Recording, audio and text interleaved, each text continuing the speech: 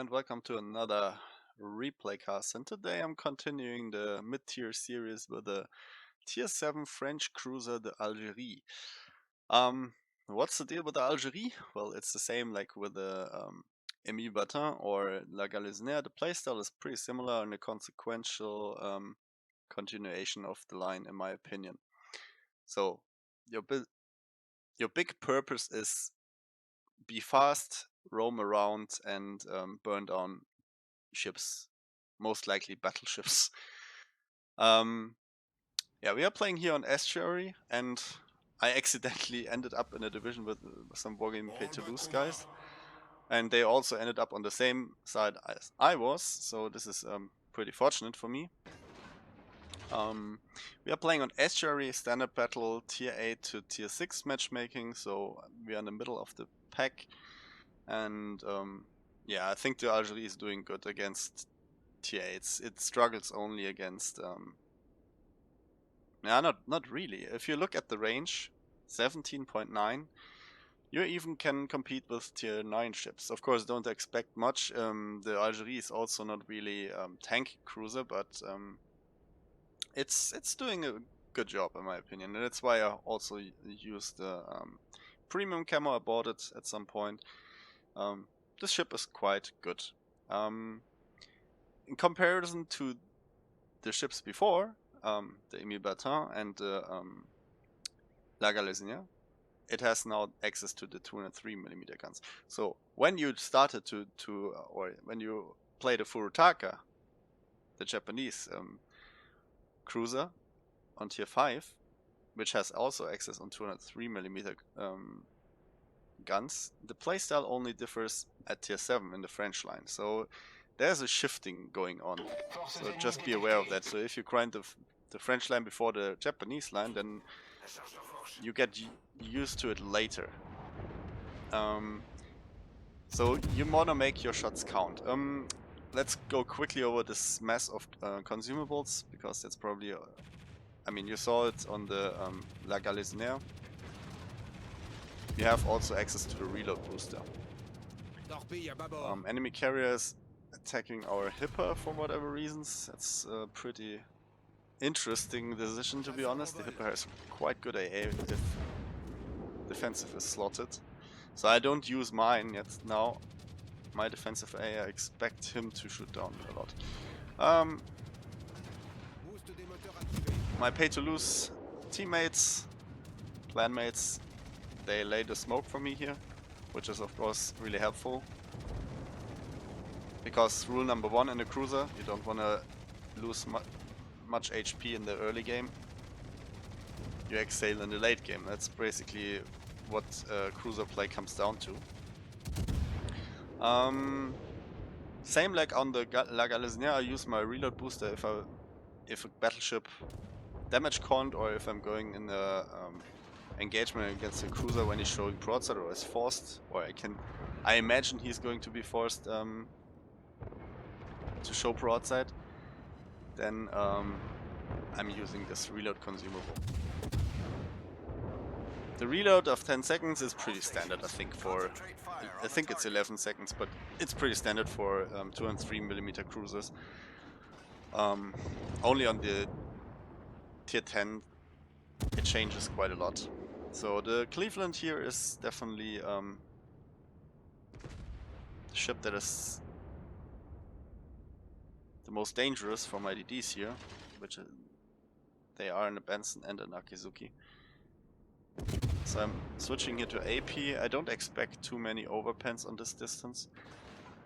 And AP is also quite potent on the French cruisers, especially the 203mm. So don't underestimate them. The penetration values is pretty fine. You also have access to the 9mm torps, which I can just take them. Or I can tell you right now. They will be there until tier 10. So even though Hongrie is using the same triple launcher 9mm torps.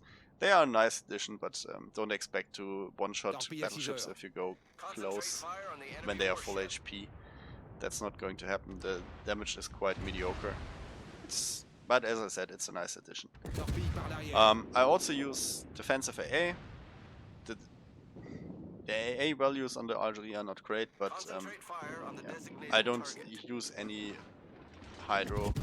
We are still in the tier 5 to tier 7 bracket. This ship is built, or was constructed to be I don't know, invented, constructed, whatever you want to call it, to stay a bit further back, and yeah, because your concealment isn't that strong. I think it's 11 something, so don't expect wonders. That's why you stay a bit back, but you burn down stuff from there. Here I'm using my defensive AA to help my Monarch out. Enemy carrier realizes this and is dropping the smoke with the torp bombers, but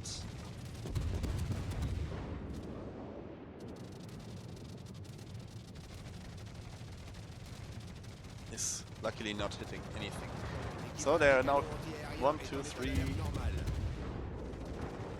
3 battleships, 1 DD, and so on. So it's quite a significant amount of ships here. So we are only 4 ships.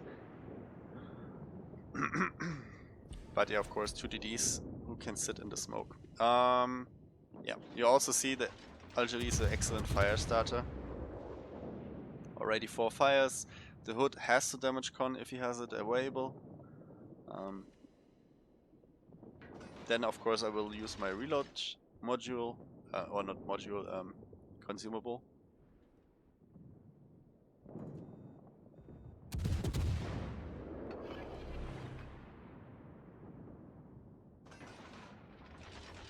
Yeah, that was a bit too early in my opinion.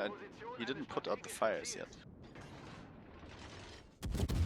I wonder why he isn't.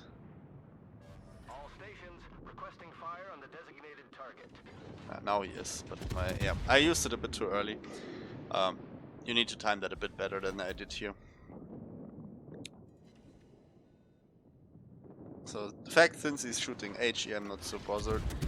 A general weakness, and you just saw it, of the Algérie and Charles Martel, the tier 8, and even the tier 9, the how is it called? The Saint Louis, is that they lose their rudder pretty easily if you get shot at by 203mm HE or above, or even IFHE. That's the tendency they have. Also, I think the La Galicienne is the same. Yeah, I would say bullshit, but it's definitely a nuisance. I have last stand here on my captain. I think I have 12-point captain or so. And yeah, that's why I was able to steer. For those who wanna just plan on a captain for the Henri, don't use it. The Henri has not this tendency. So better go with the rudder shift module. That decreases the chances of your rudder gets knocked out. That's definitely a choice. But you have to be aware that that can happen quite a lot. Yeah, playing around with speed boost, I mean, La Galicienne already showed. The Algérie is still not as fast as, for example, the Emile Bertin. If the Emile Bertin is going straight forward in a straight line, 40 knots, easy reachable, the Algérie won't reach that even with speed boost. So here another example of using the reload consumable. Yeah, but I missed of course my shots. The Lyon just repaired.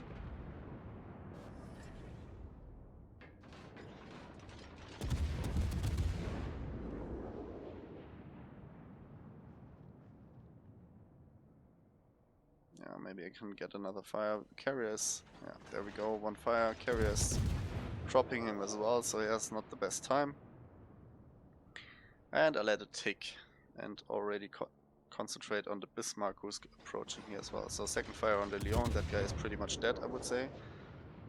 If he has a flooding on top, then I'm 100% sure he's dead. But before he gets a volley off, and even though I maintained some angling, as I said, the ship is not really tanky. So you want to use your speed and your maneuverability and stay a bit further back. That's definitely the goal. You have shooting another volley, and he gets third fire in return, so this guy is burning like a crisp right now. So I can concentrate myself on the Bismarck, who's pretty close to me, but he has no eyes for me, so that's fine. And that's the second time I get arson in this game. And yeah, my fire chance, I have to admit, is pretty awesome this game. I don't know what... if I sacrificed the goat or something, but it was absolutely amazing. That's the games you want to have.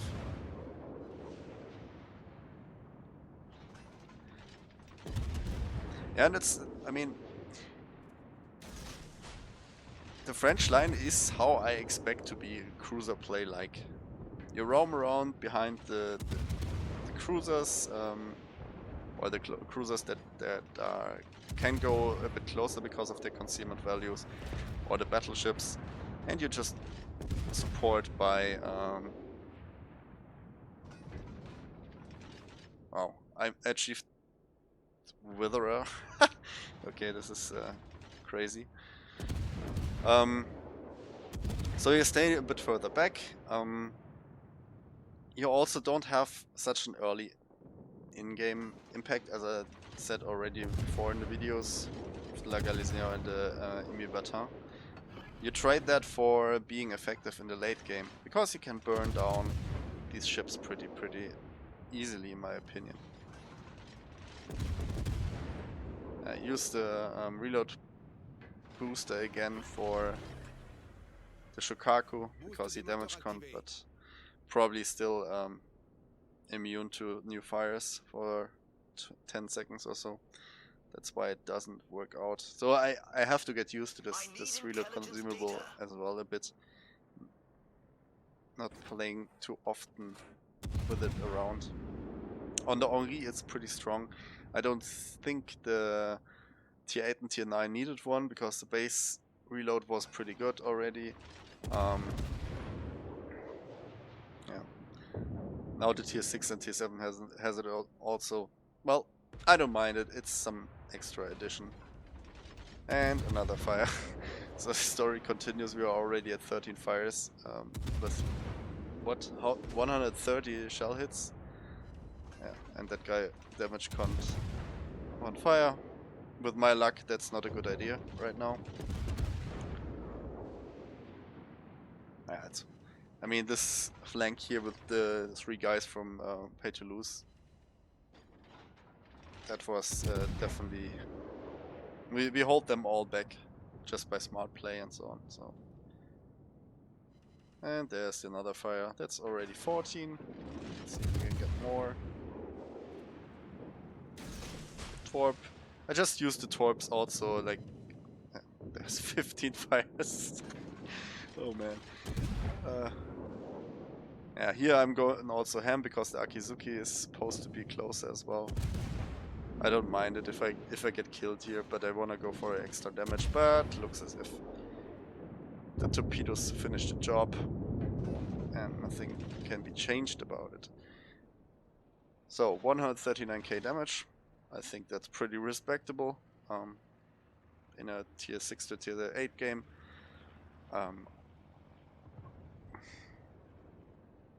Don't know if there are probably people who can pull out way more, but yeah, for the Algérie, that's a pretty good value in my opinion. Is there something to add or is there something I can add to it? I'm not sure. No, it's a pretty solid ship. Just the only drawback is really the thing with the radar shift, but that's what they all share from tier 5 on. The space armor I didn't say that, but the armor scheme, there's some space between the citadel and the armor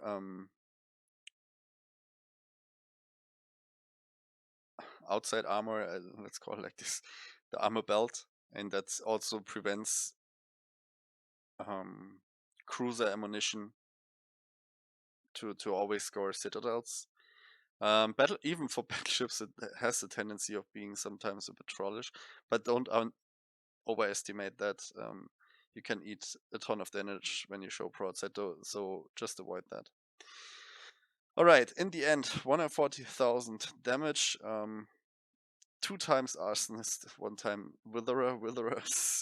This is quite crazy, to be honest. On this tiers, it's rare, I would say. I mean, on tier 10 and so on, you can achieve that pretty quick. But on tier 7 or so, or even below, it's rough to get if you don't aim for it, I would say. Yeah, 2 kills. I mean, that's not too special. Quite a respectable 1,872 base XP. Top the scoreboard, always a good thing. As I said, these guys, it doesn't reflect everything. I mean, they played it quite well, in my opinion. Akizuki and the Benson and the Monarch. So I think it was definitely an advantage that we all together had this flank because we mostly knew what we were doing.